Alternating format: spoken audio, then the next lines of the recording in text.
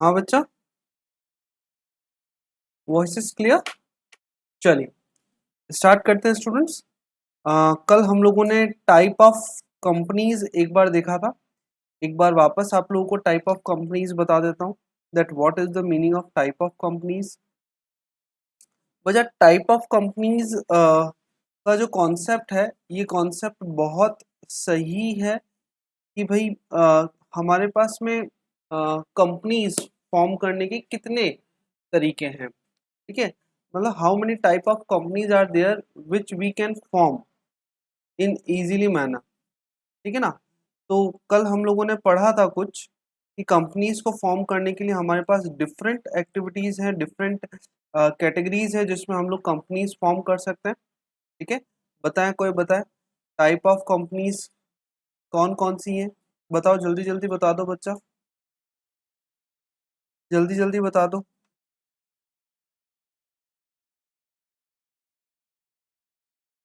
Type of companies sir हमारे पास में public company है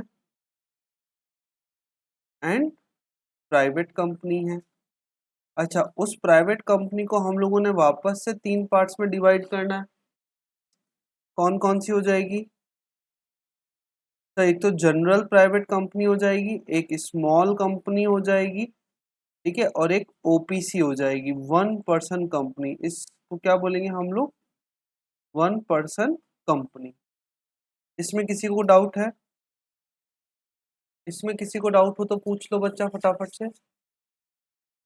यहाँ तक किसी को डाउट हो? हम लोगों ने कल प्राइवेट लिमिटेड कंपनी की डेफिनेशन कंप्लीट कर ली थी। उसके बाद हम लोगों ने पब्लिक कंपनी की डेफिनेशन भी देख ली थी। यस और no? Is that any need of revision या आगे बढ़े? बच्चा बताओ बच्चा, what is the difference between public company and private company? तब बताओ बच्चा, पब्लिक कंपनी में मिनिमम नंबर ऑफ मेंबर्स कितने होंगे? पब्लिक कंपनी में 7 और मैक्सिमम कितने होंगे वहां पर? अनलिमिटेड। प्राइवेट लिमिटेड कंपनी के अंदर मिनिमम 2 होंगे और मैक्सिमम 200 तक हो सकते हैं। बोर्ड ऑफ डायरेक्टर्स की बात करें तो पब्लिक कंपनी में मिनिमम 3 बोर्ड ऑफ डायरेक्टर्स की रिक्वायरमेंट रहेगी और मैक्सिमम 15 हो सकते हैं। लेकिन जनरल प्राइवेट लिमिटेड कंपनी के अंदर मिनिमम 2 डायरेक्टर्स की रिक्वायरमेंट रहेगी और मैक्सिमम यहाँ पर भी 15 हो सकते हैं। Is that any requirement to maintain the register of the members? बेटा पब्लिक कंपनी के अंदर मेंबर्स का रजिस्टर मेंटेन करने की रिक्वायरमेंट रहेगी, लेकिन प्राइवेट कंपनीज के अंदर मेंबर्स का रजिस्टर मेंटेन करने की रिक्वायरमेंट नहीं रहेगी। ठीक है,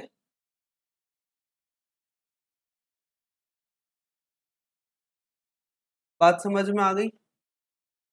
ठीक है, ट्रांसफर ऑफ शेयर्स की बात करें हम लोग तो पब्लिक कंपनी के अंदर हम लोग इजीली शेयर्स सेल परचेज कर सकते हैं, इजीली हम लोग अपने शेयर्स के राइट्स को ट्रांसफर कर सकते हैं, लेकिन प्राइवेट कंपनीज के अंदर ये रिस्ट्रिक्शंस हमेशा मेंटेन रहेगी। ठीक है, public company can invite general public for subscribing their share capital, but private company has no right to issue their securities to the general public. Public company अपने नाम के आगे लिमिटेड वर्ड का use करेगी, लेकिन प्राइवेट लिमिटेड कंपनीज को आपके नाम के आगे प्राइवेट लिमिटेड वर्ड का यूज करना कंपलसरी होगा। तो ये कुछ पॉइंट्स हैं जो हमें याद रखना जरूरी है। ठीक है, कोई डाउट यहाँ तक बच्चा? Is that any doubt? बताओ बताओ बताओ, कोई डाउट है क्या यहाँ तक? नो, ऑल क्लियर बच्चा, ऑल क्लियर।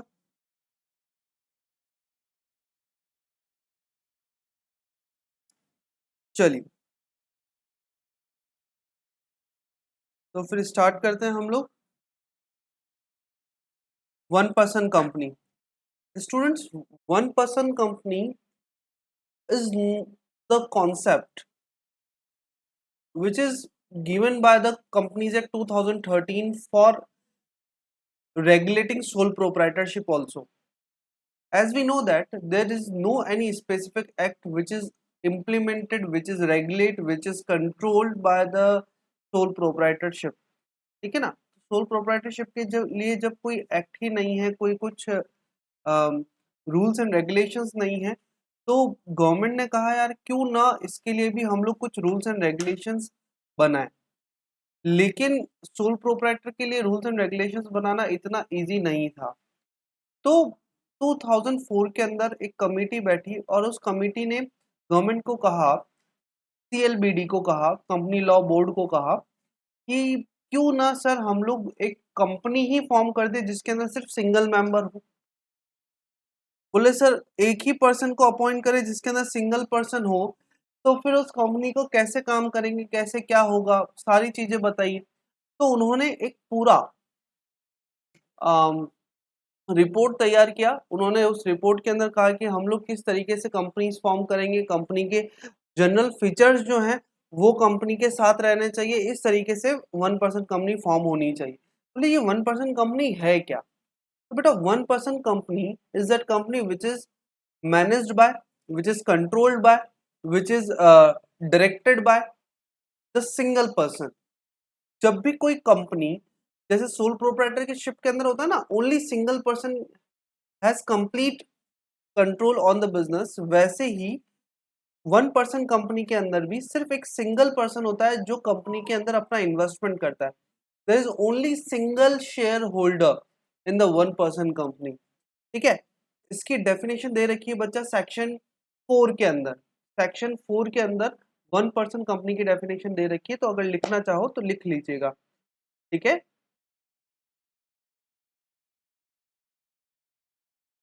यस, कोई डाउट हो तो बताओ बच्चा। यहाँ पर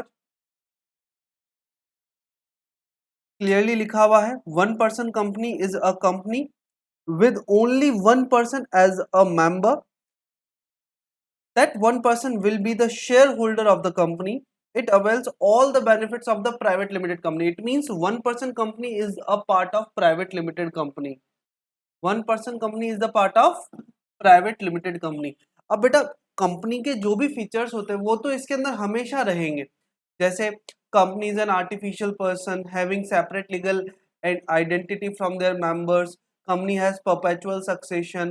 Company can make contract with their own name. Company can purchase, sell and hold the property with their own name. Company will be liable for only those contract which is made by the company. Any person can sue on the company, or any person or any company can sue on any other person. तो ये सारे features तो company के रहेंगे, लेकिन यहाँ पर concept क्या रहेगा, केवल सिंगल पर्सन ही यहाँ पर कंपनी का शेयर होल्डर रहेगा। ठीक है, यहां तक कोई दिक्कत? अब सर परपेचुअल सक्सेशन का मतलब बताओ, जल्दी जल्दी जल्दी जल्दी मुझे परपेचुअल सक्सेशन का मतलब बताओ।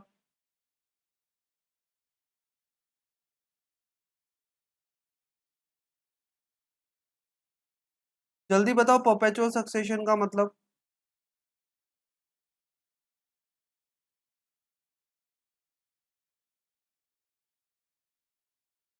परपेचुअल सक्सेशन का मतलब बताइए फटाफट से।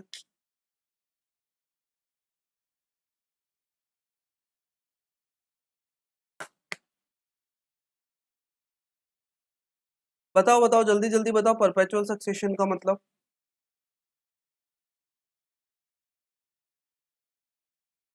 What is the meaning of perpetual succession बच्चा?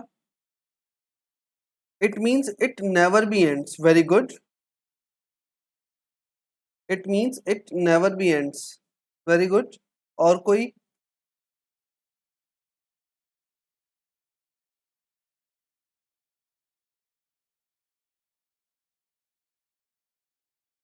Please answer, please answer.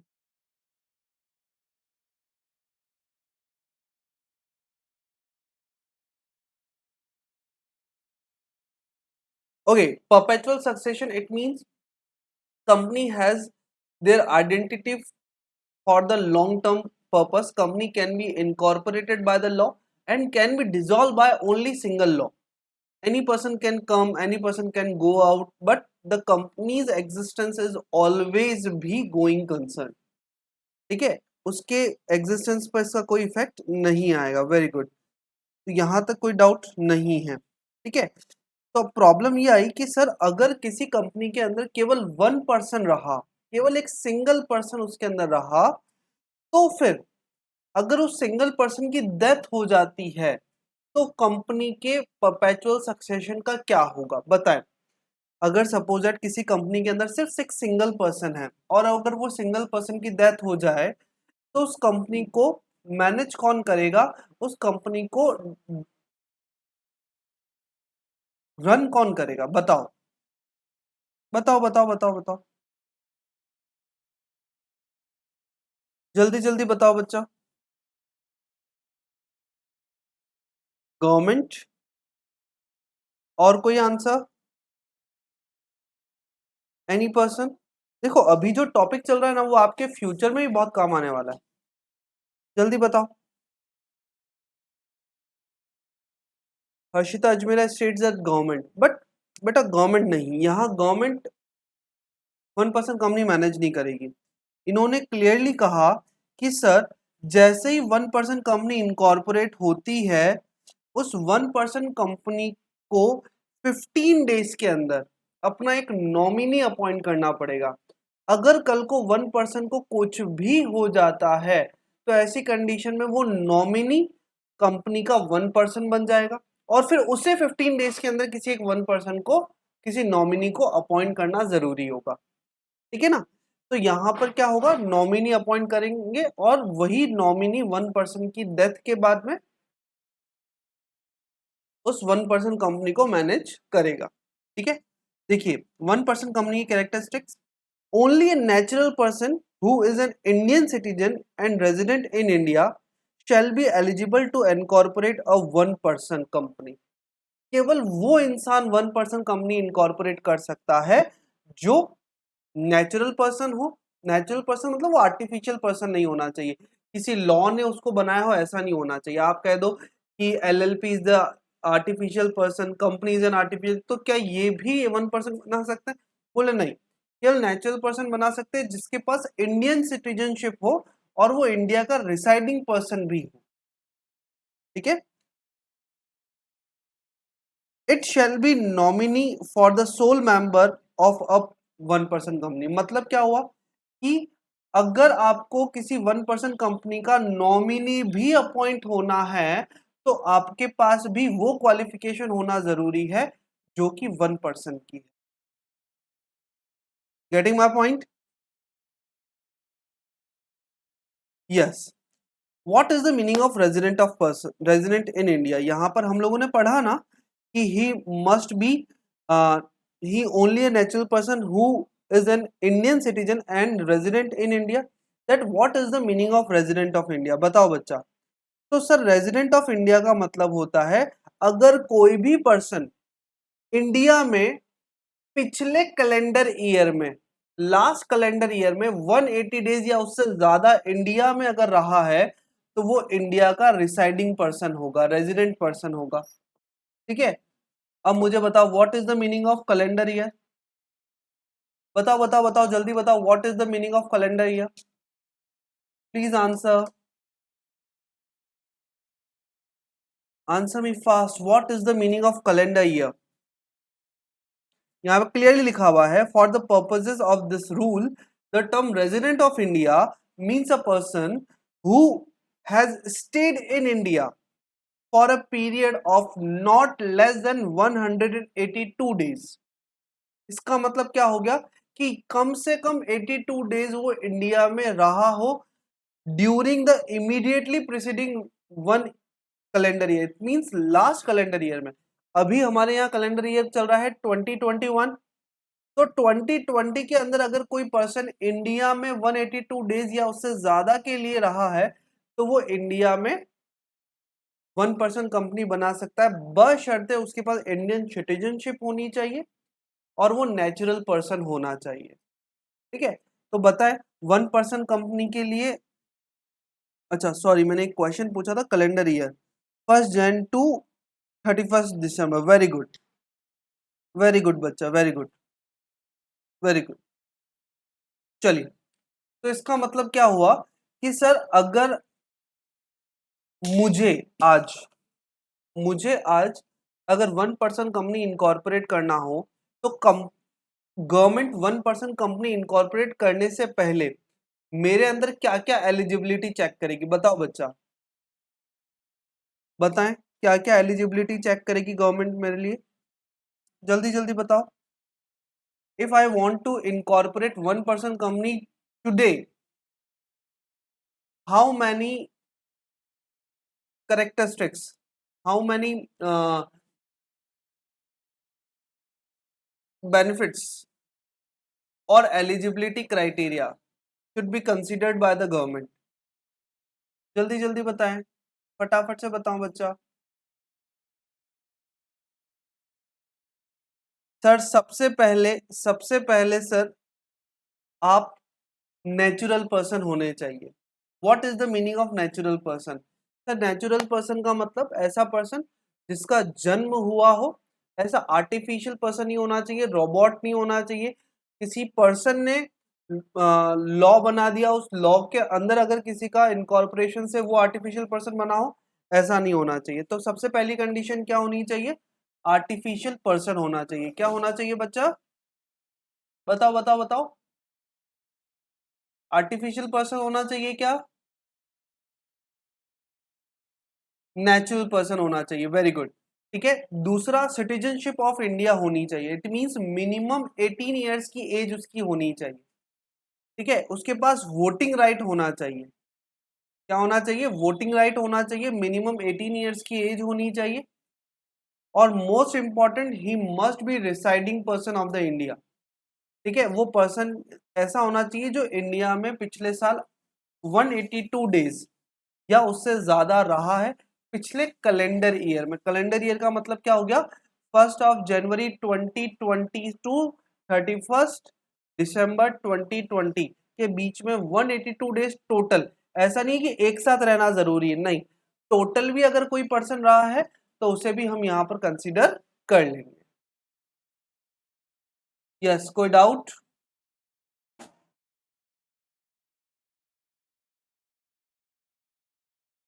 कोई डाउट हो तो बताओ बच्चा।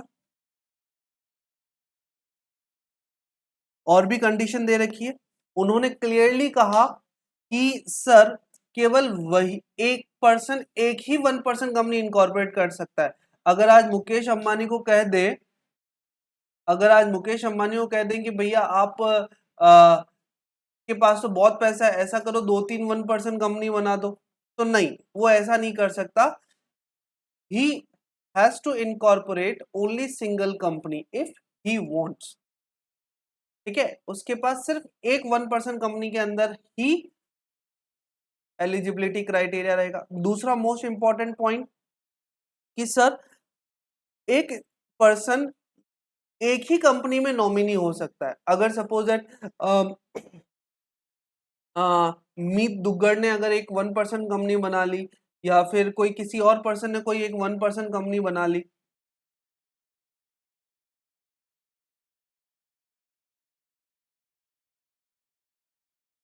मेरी आवाज आ रही है ना बच्चा आप लोगों को? am I ऑडिबल ना बच्चा? Clearly audible? Meet audible? Very good. Yes. नहीं, एकदम से मुझे ऐसा लगा कि भाई मेरी आवाज नहीं आ रही है। Yes, no person shall be eligible to incorporate more than 1% company or become nominee in more than one such company। इसका मतलब कोई भी एक पर्सन एक ही 1% कंपनी में इनकॉर्पोरेट कर सकता है, या फिर एक ही 1% कंपनी के अंदर नॉमिनी अपॉइंट हो सकता है, ठीक है। कोई डाउट है क्या यहाँ पे? All clear? Any doubt?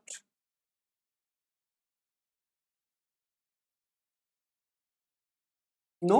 चलिए, third point, where a natural person being member in 1% company in accordance with this rule become the member of another such company by virtue of his being the nominee is that 1% company shall meet the eligibility criteria specified rule within the period of 180 days, ठीक है।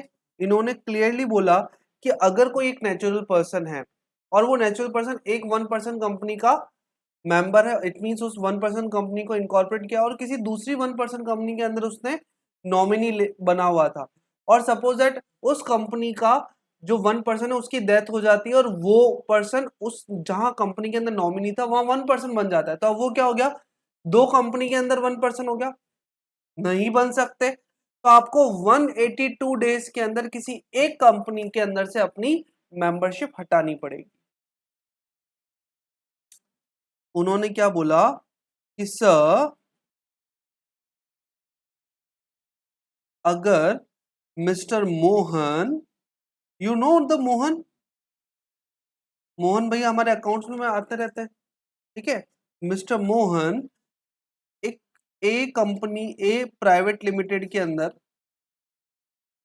1% है, ठीक है, और यही मोहन भैया B private limited जो कि ओपीसी कंपनी है उसके अंदर नॉमिनी है, उसके अंदर क्या है, ये नॉमिनी है, ठीक है ना। अब सपोज दैट ये पर्सन वहां पर 1% है, क्योंकि यहां का जो 1% उसकी डेथ हो जाएगी, तो नॉमिनी अपने आप क्या बन जाएगा, 1% बन जाएगा। तो अगर ये पर्सन वहां का 1% बन जाता है, तो अब ये क्या हो गया, दो 1% कंपनी के अंदर मेंबर हो गया। और हमको पता है कि भैया एक नेचुरल पर्सन केवल एक ही 1% कंपनी के अंदर मेंबर हो सकता है। तो क्या किया जाए, बताओ बताओ क्या करें, जल्दी जल्दी बताओ क्या करें, जल्दी जल्दी बताओ बच्चा, क्या करें। एक 1% दो कंपनी के अंदर मेंबर बन गया, अब क्या करें। सर उन्होंने क्लियरली कहा कि भैया आपको 180 डेज के अंदर, कितने दिनों के अंदर, 180 डेज के अंदर आपको किसी एक कंपनी के अंदर से अपनी मेंबरशिप हटानी पड़ेगी। आप दो कंपनीज में एक साथ 1% नहीं रह सकते। बात समझ में आ गई।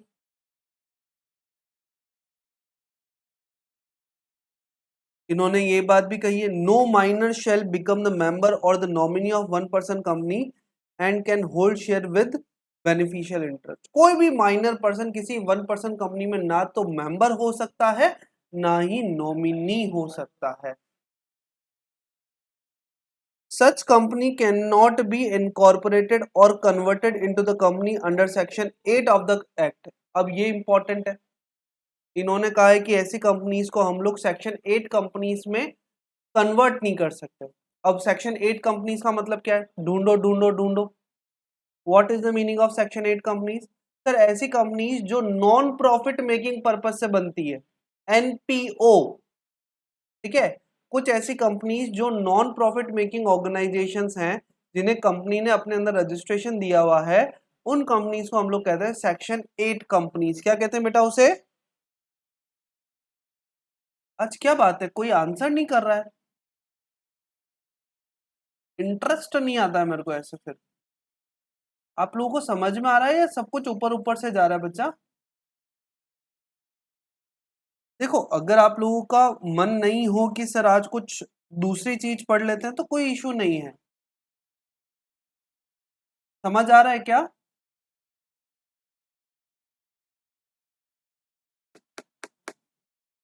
पक्का।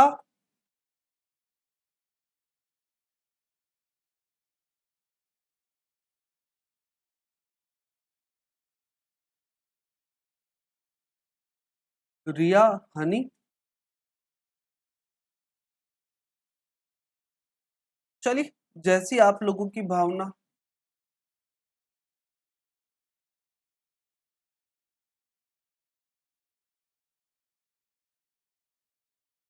क्या होगा।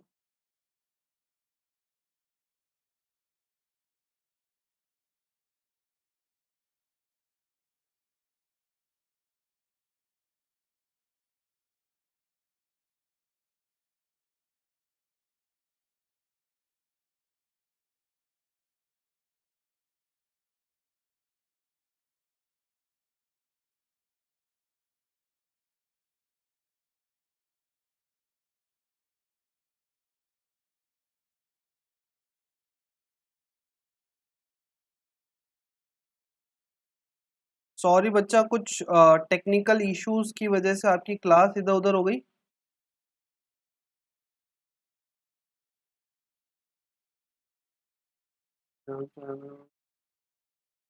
मैं यार एक चाय नहीं पिला सकता।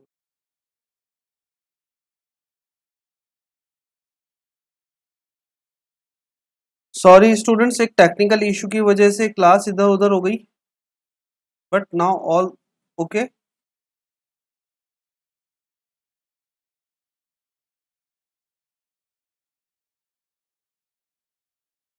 Yes.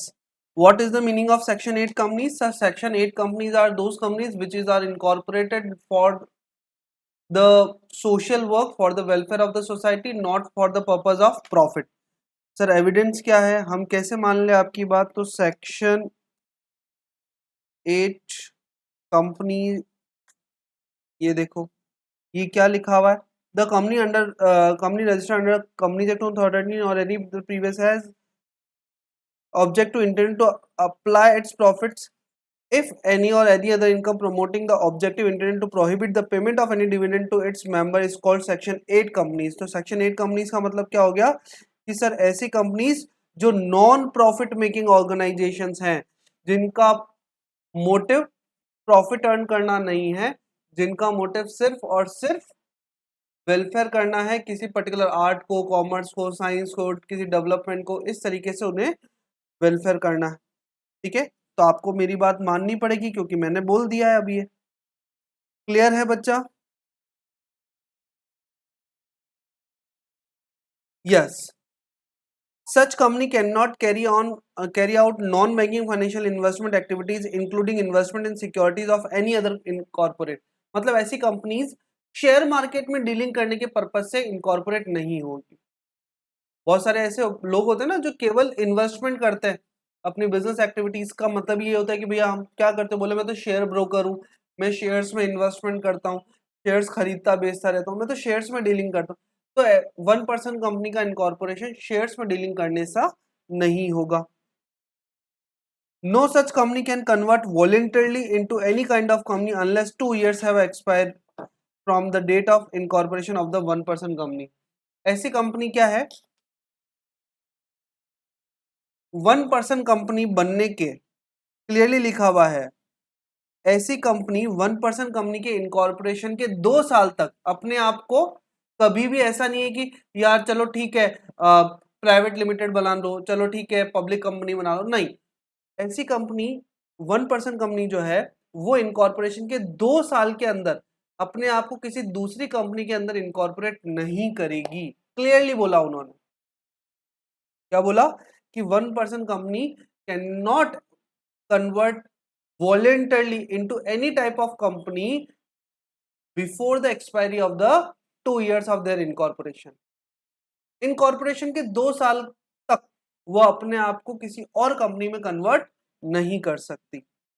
लेकिन लेकिन अगर उसकी पेडअप शेयर कैपिटल 50 लाख से ऊपर हो जाए, अगर उसकी पेडअप शेयर कैपिटल 50 लाख से ऊपर हो जाए, या फिर उसका एनुअल टर्नओवर 2 करोड़ से ज्यादा चला जाए, तो उसे कंपलसरी अपने आप को जनरल प्राइवेट लिमिटेड में या फिर पब्लिक लिमिटेड में कन्वर्ट करना जरूरी होगा।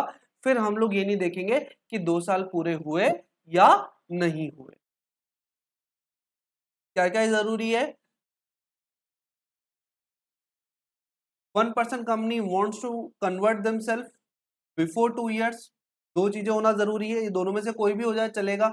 या तो आपकी पेड शेयर कैपिटल 50 लाख से ऊपर चली जाए, या फिर आपका टर्नओवर 2 करोड़ से ज्यादा चला जाए, तो आप 2 साल से पहले कंपल्सरली आपको अपने आप को प्राइवेट लिमिटेड में या पब्लिक कंपनी में कन्वर्ट करना पड़ेगा।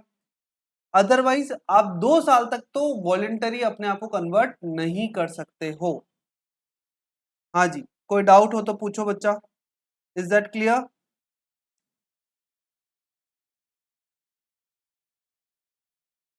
नमन, कीर्तिना, नमन डाउट हो तो पूछो बच्चा।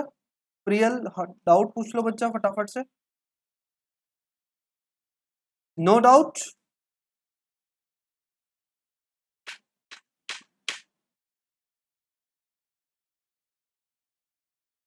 No sir, okay.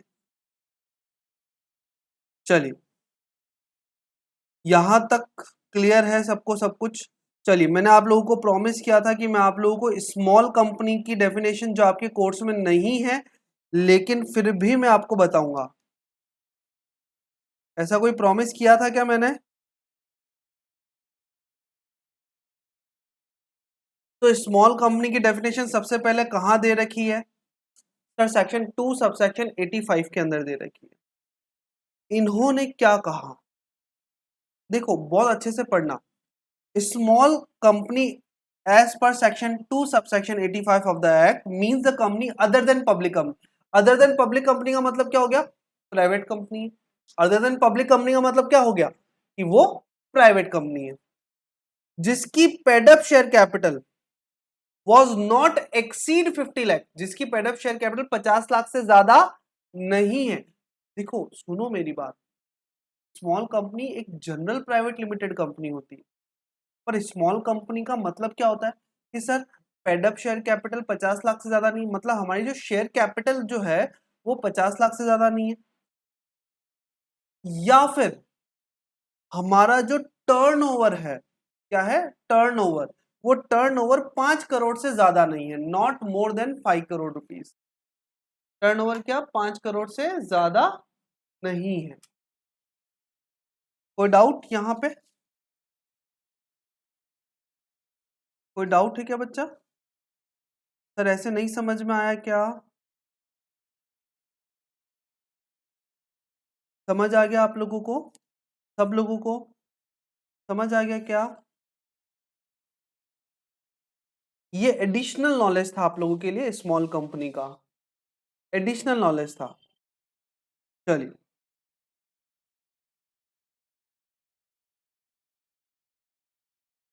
हो formation of a company students, यहां से हमारा चैप्टर नंबर 2 का जो पार्ट था वो खत्म हो जाता है। अब हमारा चैप्टर नंबर 7 जो है वो स्टार्ट हो रहा है। ठीक है, पहले ये एनसीईआरटी के अंदर चैप्टर नंबर 7 था, लेकिन बहुत सारी बुक्स में चैप्टर नंबर 7 इसको एलिमिनेट कर दिया और इसको चैप्टर नंबर 2 में इंक्लूड कर दिया। अब आप बताओ यहाँ चैप्टर नंबर 2 खत्म करें या फिर चैप्टर नंबर 7 कंटिन्यू करें? बताओ बताओ बताओ बताओ, क्या एक्सप्लेन करना है बच्चा? प्लीज आंसर, क्या एक्सप्लेन करना है?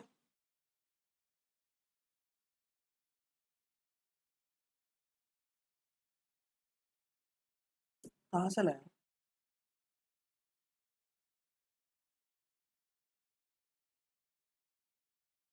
रियल क्या एक्सप्लेन करना है बच्चा? What should I explain?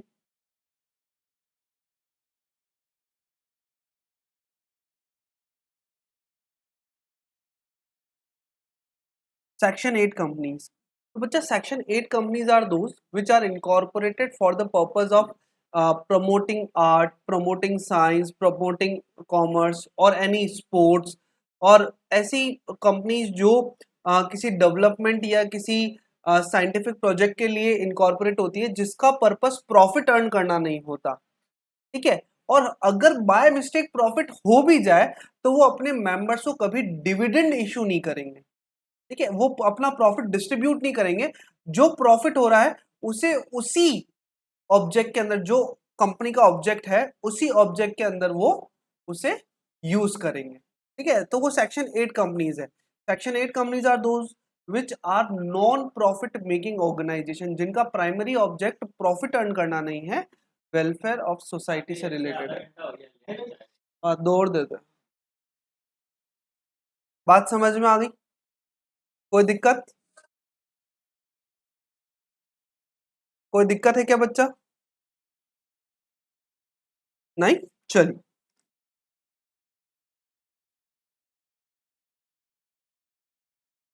Formation of company. अब यहां पर हम लोग चेक करने वाले हैं कि कंपनी को फॉर्म कैसे करते हैं।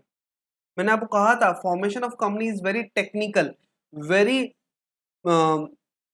लेंदी, very costly, very time consuming process.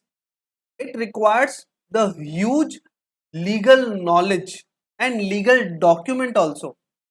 ठीक है ना?